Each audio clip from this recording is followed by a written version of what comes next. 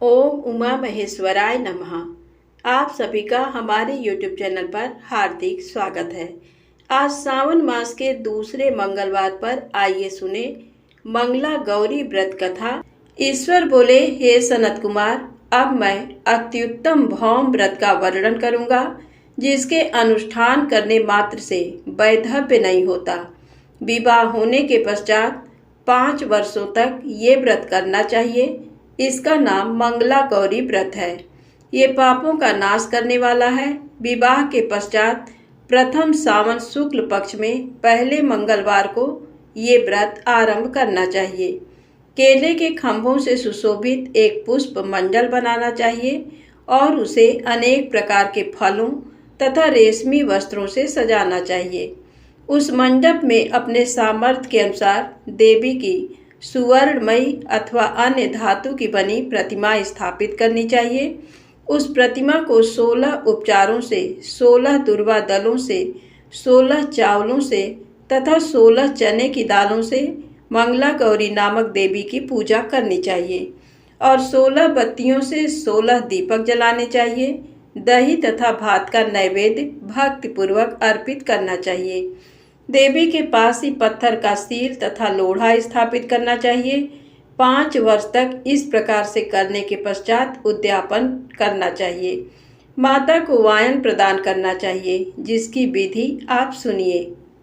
अपने सामर्थ्य अनुसार एक पल प्रमाण सुवर्ण की अथवा उसके आधे प्रमाण की अथवा उसके भी आधे प्रमाण की मंगला गौरी की प्रतिमा निर्मित करानी चाहिए। अपनी शक्ति के अनुसार स्वर्ण आदि के बने तंडुल पूरित पात्र पर वस्त्र तथा रमणीय कंच की ओढ़नी रखकर उन दोनों के ऊपर देवी की प्रतिमा स्थापित करनी चाहिए।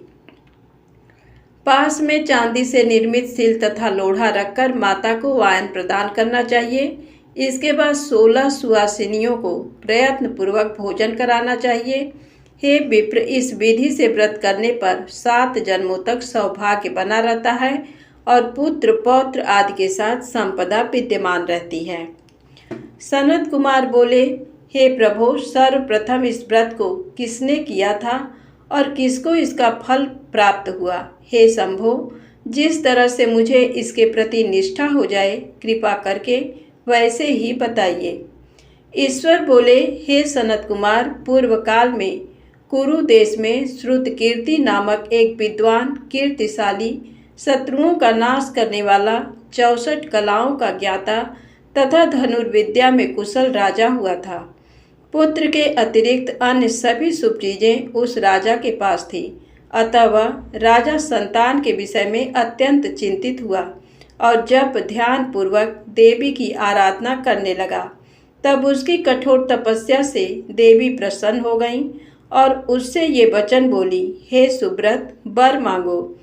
श्रुतकीर्ति बोला, हे देवी, यदि आप मुझ पर प्रसन्न हैं तो मुझे सुंदर पुत्र दीजिए।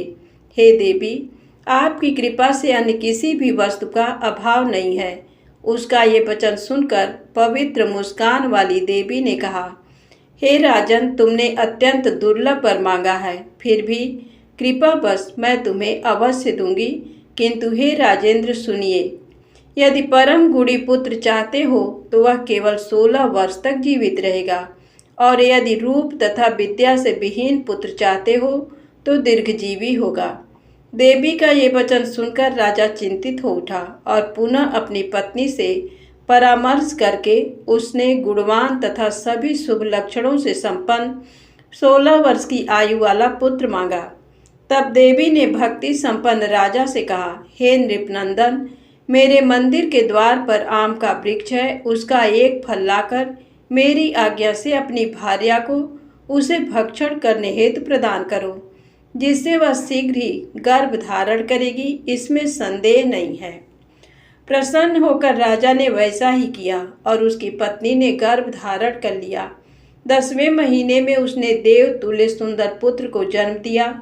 तब हर्ष तथा शोक से युक्त राजा ने बालक का जात कर्म आदि संस्कार किया और शिव का स्मरण करते हुए उसका नाम चिरायु रखा। इसके बाद पुत्र के 16 वर्ष के होने पर पत्नी सहित राजा चिंता में पड़ गए और वे विचार करने लगे कि ये पुत्र बड़े कष्ट से प्राप्त हुआ है और मैं इसकी दुखद मृत्यु अपने ही सामने कैसे देख सकूंगा। ऐसा विचार करके राजा ने पुत्र को उसके मामा के साथ काशी भेज दिया। प्रस्थान के समय राजा की पत्नी ने अपने भाई से कहा कि कार्पटिक का वेश धारण करके आप मेरे पुत्र को काशी ले जाइए। मैंने भगवान मृत्युंजय से पूर्व में पुत्र के लिए प्रार्थना की थी और कहा था कि हे विश्वेश, आप जगतपति की यात्रा के लिए मैं उस पुत्र को अवश्य भेजूंगी। अतः आप मेरे पुत्र को आज ही ले जाइए और सावधानी पूर्वक इसकी रक्षा कीजिएगा। अपनी बहन की ये बात सुनकर भांजे के साथ वो चल पड़ा। कई दिनों तक चलते चलते वह आनंद नामक नगर में पहुंचा। वहां सभी प्रकार की समृद्धियों से संपन्न वीरसेन नाम वाला राजा रहता था। उस राजा की एक सर्वलक्षण संपन्न युवावस्था प्राप्त मनोहर तथा रूप लावण्यमयी मंगला गौरी नामक कन्या थी। सभी उपमानों को तुच्छ करके सौंदर्य अभिवृद्धि को प्राप्त वह कन्या किसी समय सखियों के साथ नगर के उपवन में क्रीड़ा करने के लिए गई हुई थी। उसी समय वह चिरायु तथा उसका मामा वे दोनों भी वहां पहुंच गए और उन कन्याओं को देखने की लालसा से वहीं विश्राम करने लगे। इसी बीच विनोद पूर्वक क्रीड़ा करती हुई उन कन्याओं में से किसी एक ने कुपित होकर राजकुमारी को राणा ये कुवचन कह दिया। तब उस अशुभ वचन को सुनकर राजकुमारी ने कहा, तुम अनुचित बात क्यों बोल रही हो? मेरे कुल में तो इस प्रकार की कोई नहीं है। मंगला गौरी की कृपा से तथा उनके व्रत के प्रभाव से विवाह के समय जिसके सर पर मेरे हाथ से अक्षत पड़ेंगे, हे सखी, वह यदि अल्प आयु वाला होगा तो भी चिरंजीवी हो जाएगा। इसके बाद वह सभी कन्याएं अपने अपने घर चली गईं। उसी दिन राजकुमारी का विवाह था। बाहलीक देश के दृढ़धर्मा नामक राजा के सुकेतु नाम वाले पुत्र के साथ उसका विवाह निश्चित किया गया था। वह सुकेतु विद्याहीन, कुरूप तथा बहरा था। तब सुकेतु के साथ आए हुए उन लोगों ने विचार किया कि इस समय कोई दूसरा श्रेष्ठ वर ले जाना चाहिए और विवाह संपन्न हो जाने के बाद वहां सुकेतु पहुंच जाए। उन लोगों ने चिरायु के मामा के पास जाकर याचना की कि आप इस बालक को हमें दे दीजिए, जिससे हमारा कार्य सिद्ध हो जाए। इस पृथ्वी पर परोपकार के समान दूसरा कोई धर्म नहीं है। उनकी बात सुनकर चिरायु का मामा मन ही मन बहुत प्रसन्न हुआ, क्योंकि इसने उपवन में पहले ही कन्या मंगला गौरी की बात सुन ली थी। फिर भी उसने एक बार कहा कि आप लोग इसे किस लिए मांग रहे हैं? कार्य की सिद्धि हेतु वस्त्र, अलंकार आदि मांगे जाते हैं, वर तो कहीं भी नहीं मांगा जाता। तथापि आप लोगों का सम्मान रखने के लिए मैं इसे दे रहा हूँ। इसके बाद चिरायु को वहां ले जाकर उन लोगों ने विवाह संपन्न कराया। सप्तपदी आदि के हो जाने पर रात्रि में शिव पार्वती की प्रतिमा के समक्ष उस चिरायु ने हर्ष युक्त होकर मंगला गौरी के साथ शयन किया। उसी दिन चिरायु के 16 वर्ष पूर्ण हो चुके थे और अर्धरात्रि में साक्षात काल सर्प रूप में वहां आ गया। इसी बीच संयोगवश राजकुमारी जाग गई। उसने उस महासर्प को वहां देखा और वह भय से व्याकुल होकर कांपने लगी। तभी उस कन्या ने धैर्य धारण 16 उपचारों से सर्प की पूजा की और पीने के लिए उसे दूध दिया। उसने दीनता भरी वाणी में उस सर्प की प्रार्थना तथा स्तुति की। मंगला गौरी प्रार्थना करने लगी कि मैं उत्तम व्रत को करूंगी, जिससे मेरे पति जीवित रहें।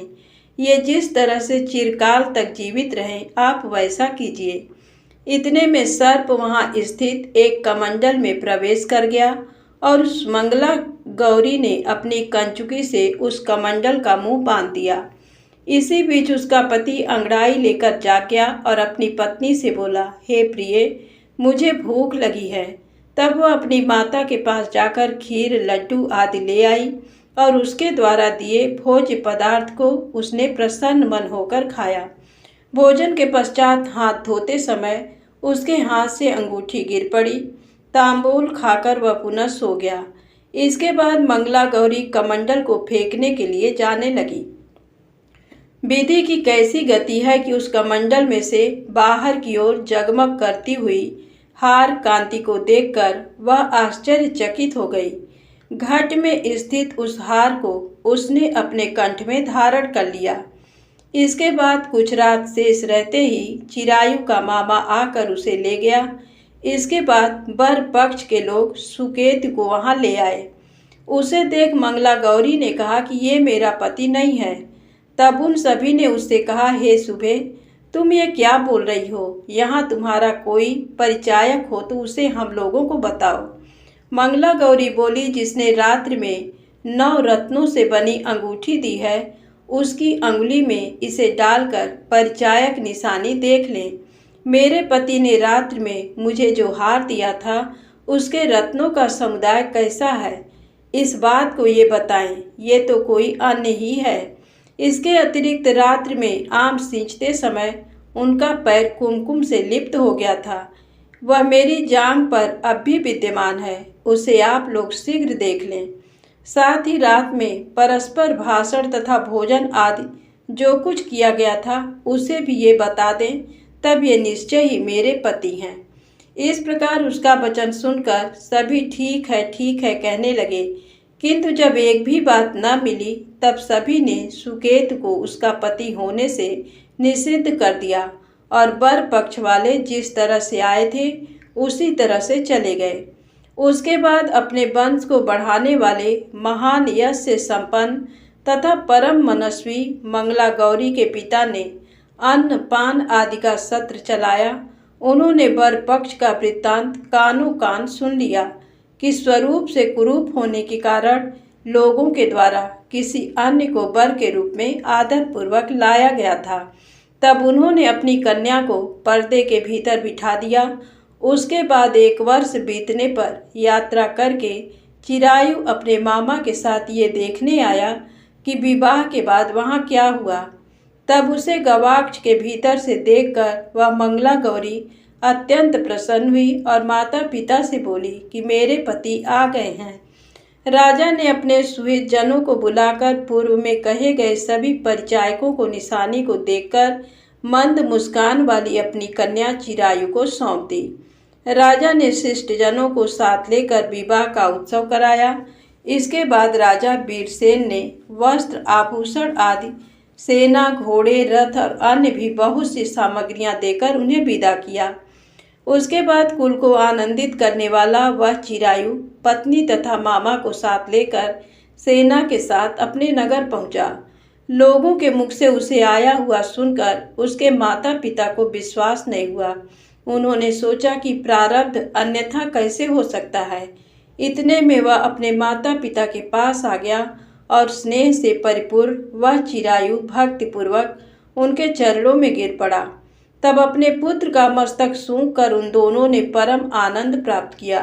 पुत्रवधू मंगला गौरी ने भी सास ससुर को प्रणाम किया। तब सास उसे अपनी गोद में बिठाकर सारा वृत्तांत शीघ्रता पूर्वक पूछने लगी। हे महामुने, तब पुत्र वधू ने भी मंगला गौरी के उत्तम व्रत महात्म तथा जो कुछ घटित हुआ था वह सब वृत्तांत बताया। हे सनत कुमार, मैंने आपसे इस मंगला गौरी व्रत का वर्णन कर दिया।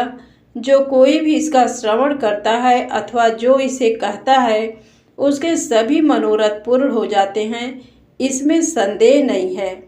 धन्यवाद। प्रेम से बोले मंगला गौरी माता की जय हो। आप आइए सुने मंगलवार व्रत की पौराणिक कथा। बोलिए हनुमान जी महाराज की जय।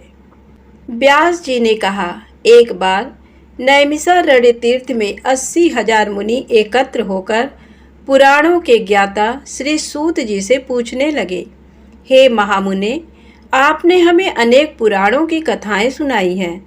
अब कृपा करके हमें ऐसा व्रत और कथा बताएं जिसके करने से संतान की प्राप्ति हो तथा मनुष्यों को रोग शोक अग्नि सर्व दुख आदि का भय दूर हो, क्योंकि कलयुग में सभी जीवों की आयु बहुत कम है। फिर इस पर उन्हें रोग चिंता के कष्ट लगे रहेंगे तो फिर वह श्रीहरि के चरणों में अपना ध्यान कैसे लगा सकेंगे। श्री सूत जी बोले, हे मुनियों, आपने लोक कल्याण के लिए बहुत ही उत्तम बात पूछी है। एक बार युधिष्ठिर ने भगवान श्री कृष्ण से लोक कल्याण के लिए यही प्रश्न किया था। भगवान श्री कृष्ण और युधिष्ठिर का संवाद तुम्हारे सामने कहता हूँ, ध्यान देकर सुनो। एक समय पांडवों की सभा में श्री कृष्ण जी बैठे हुए थे। तब युधिष्ठिर ने भगवान श्री कृष्ण से प्रश्न किया, हे प्रभु नंद नंद गोविंद, आपने मेरे लिए अनेकों कथाएं सुनाई हैं। आज आप कृपा करके ऐसा व्रत या कथा सुनाएं जिसके करने से मनुष्य को रोग चिंता का भय समाप्त हो और उसको पुत्र की प्राप्ति हो। हे प्रभु, बिना पुत्र के जीवन व्यर्थ है। पुत्र के बिना मनुष्य नरकगामी होता है। पुत्र के बिना मनुष्य पितृ ऋण से छुटकारा नहीं पा सकता और न ही उसका पुन्नग नामक नरक से उद्धार हो सकता है। अतः पुत्रदायक व्रत बतलाएं। श्री कृष्ण भगवान बोले, हे राजन, मैं एक प्राचीन इतिहास सुनाता हूँ, आप उसे ध्यान पूर्वक सुनो। कुंडलपुर नामक एक नगर था। उसमें नंदा नामक एक ब्राह्मण रहता था। भगवान की कृपा से उसके पास सब कुछ था, फिर भी वह दुखी था। इसका कारण ये था कि ब्राह्मण की स्त्री सुनंदा की कोई संतान न थी। सुनंदा पतिव्रता थी, भक्तिपूर्वक श्री हनुमान जी की आराधना करती थी। मंगलवार के दिन व्रत करके अंत में भोजन बनाकर हनुमान जी का भोग लगाने के बाद स्वयं भोजन करती थी। एक बार मंगलवार के दिन ब्राह्मणी गृह कार्य की अधिकता के कारण हनुमान जी को भोग न लगा सकी, तो इस पर उसे बहुत दुख हुआ। उसने कुछ भी नहीं खाया और अपने मन में प्रण किया कि अब तो अगले मंगलवार को ही हनुमान जी का भोग लगाकर अन्न जल ग्रहण करेगी। ब्राह्मणी सुनंदा प्रतिदिन भोजन बनाती, श्रद्धा पूर्वक पति को खिलाती, परंतु स्वयं भोजन नहीं करती और मन ही मन श्री हनुमान जी की आराधना करती थी। इसी प्रकार 6 दिन गुजर गए और ब्राह्मणी सुनंदा अपने निश्चय के अनुसार भूखी प्यासी निराहार रही और अगले मंगलवार को ब्राह्मणी सुनंदा प्रातःकाल ही बेहोश होकर गिर पड़ी। ब्राह्मणी सुनंदा की इस असीम भक्ति के प्रभाव से श्री हनुमान जी बहुत प्रसन्न हुए और प्रकट होकर बोले, सुनंदा, मैं तेरी भक्ति से बहुत प्रसन्न हूँ, तू उठ और वर मांग। सुनंदा अपने आराध्य देव श्री हनुमान जी को देखकर आनंद की अधिकता से विह्वल हो श्री हनुमान जी के चरणों में गिरकर बोली, हे प्रभु, मेरी कोई संतान नहीं है, कृपा करके मुझे संतान प्राप्ति का आशीर्वाद दें, आपकी अति कृपा होगी। श्री महावीर जी बोले, तेरी इच्छा पूर्ण होगी, तेरे एक कन्या पैदा होगी, उसके अष्टांग प्रतिदिन सोना दिया करेंगे। इस प्रकार कहकर श्री महावीर जी अंतर्ध्यान हो गए। ब्राह्मणी सुनंदा बहुत हर्षित हुई और सभी समाचार अपने पति से कहा। ब्राह्मण देवकन्या का वरदान सुनकर कुछ दुखी हुए, परंतु सोना मिलने की बात सुनी तो बहुत प्रसन्न हुए। विचार किया कि ऐसी कन्या के साथ मेरी निर्धनता भी समाप्त हो जाएगी। श्री हनुमान जी की कृपा से वह ब्राह्मणी गर्भवती हुई और 10वें महीने में उसे बहुत ही सुंदर पुत्री प्राप्त हुई। ये बच्ची अपने पिता के घर में ठीक उसी तरह से बढ़ने लगी जिस प्रकार शुक्ल पक्ष का चंद्रमा बढ़ रहा है। 10वें दिन ब्राह्मण ने उस बालिका का नामकरण संस्कार कराया। उसके कुल पुरोहित ने उस बालिका का नाम रत्नावली रखा, क्योंकि ये कन्या सोना प्रदान किया करती थी। इस कन्या ने पूर्व जन्म में बड़े ही विधान से मंगल देव का व्रत किया था। रत्नावली का अष्टांग बहुत सा सोना देता था। उस सोने से नंदा ब्राह्मण बहुत ही धनवान हो गया। अब ब्राह्मणी भी बहुत अभिमान करने लगी थी। समय बीतता रहा। अब रत्नावली 10 वर्ष की हो चुकी थी। एक दिन जब नंदा ब्राह्मण प्रसन्न चित्त था, तब सुनंदा ने अपने पति से कहा, मेरी पुत्री रत्नावली विवाह के योग्य हो गई है, अतः आप कोई सुंदर तथा योग्य वर देखकर इसका विवाह कर दें। ये सुन ब्राह्मण बोला, अभी तो रत्नावली बहुत छोटी है। तब ब्राह्मणी बोली, शास्त्रों की आज्ञा है कि कन्या 8वें वर्ष में गौरी, 9 वर्ष में रोहिणी, 10वें वर्ष में कन्या, इसके पश्चात रसवला हो जाती हैं। गौरी के दान से पाताल लोक की प्राप्ति होती है, रोहिणी के दान से वैकुंठ लोक की प्राप्ति होती है, कन्या के दान से इंद्रलोक में सुखों की प्राप्ति होती है। अगर हे पतिदेव रजस्वला का दान किया जाता है तो घोर नरक की प्राप्ति होती है। इस पर ब्राह्मण बोला, अभी तो रत्नावली मात्र 10 ही वर्ष की है और मैंने तो 16-16 साल की कन्याओं के विवाह कराए हैं, अभी जल्दी क्या है। तब ब्राह्मणी सुनंदा बोली, आपको तो लोभ अधिक हो गया। शास्त्रों में कहा गया है कि माता पिता और बड़ा भाई रजस्वला कन्या को देखते हैं तो वह अवश्य ही नरकगामी होते हैं। तब ब्राह्मण बोला, अच्छी बात है, कल मैं अवश्य ही योग्य वर की तलाश में अपना दूत भेजूंगा। दूसरे दिन ब्राह्मण ने अपने दूत को बुलाया और आज्ञा दी कि जैसी सुंदर मेरी कन्या है वैसा ही सुंदर वर उसके लिए तलाश करो। दूत अपने स्वामी की आज्ञा पाकर निकल पड़ा। पंपई नगर में उसने एक सुंदर लड़के को देखा। ये बालक एक ब्राह्मण परिवार का बहुत गुणवान पुत्र था। इसका नाम सोमेश्वर था। दूत ने इस सुंदर व गुणवान ब्राह्मण पुत्र के बारे में अपने स्वामी को पूर्ण विवरण दिया। ब्राह्मण नंदा को भी सोमेश्वर अच्छा लगा और फिर शुभ मुहूर्त में विधि पूर्वक कन्यादान करके ब्राह्मण ब्राह्मणी संतुष्ट हुए। परंतु ब्राह्मण के मन में लोभ समाया हुआ था। उसने कन्यादान तो कर दिया पर वह बहुत खिन्न भी था।